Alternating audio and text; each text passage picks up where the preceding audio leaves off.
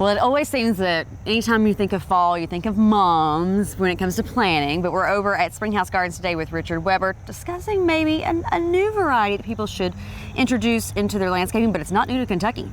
No, this is a Kentucky native. It's great for the bees and the butterflies and all the pollinators. And we're talking about asters. These are fall blooming native plants.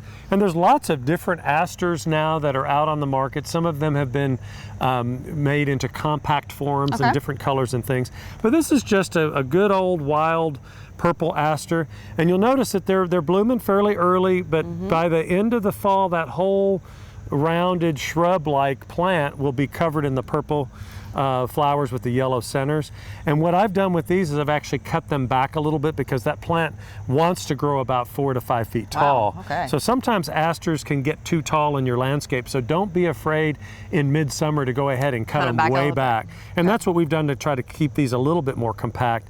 That's if you're growing the full-size varieties, but these newer ones are bred to stay compact, and you don't necessarily have to cut them back. They do have a little bit of a mum feel, though, too. They do, a little bit of the same look. And they don't bloom quite as long as your mums do, but it is really neat if you're trying to do a Kentucky native garden or a pollinator garden to include some of the asters, because they are tolerant of kind of different soil conditions and things. And there's a billion different asters that are growing in Kentucky. And we have lots of them for sun and for shade. And they have all that kind of daisy-like flower, and they're all going to be blooming anytime from late August and all the way through September and into October. Now, you mentioned Kentucky natives.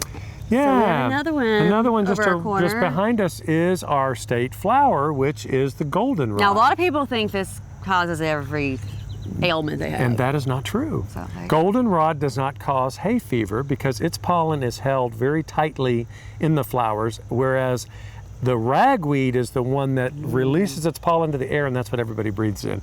And the reason people don't really see ragweed that much is because the flower is green. And it's blooming at the same time as goldenrods, and the goldenrod's flowers are nice, beautiful yellow, so people blame the thing that they can see. Yeah. So goldenrod is a great plant to add to your garden, and there's literally hundreds of different varieties. So be careful and be selective. We sell only the varieties that are not the real aggressive ones. Yeah. So we have probably 10 or 15 different goldenrods, and those are ones that are going to be good garden plants. You don't want to just go dig it up on the side of the road because it can be a very aggressive plant. Yeah. So be careful with that, and there's lots of different goldenrods to look at. So. All right, well, great time to visit the garden center here, but you have new hours, so let's tell them We're open 5 days a week, closed Mondays and Tuesdays, and check our website, our newly redesigned and rebooted website at springhousegardens.com for our current hours, but don't come on Mondays or Tuesdays.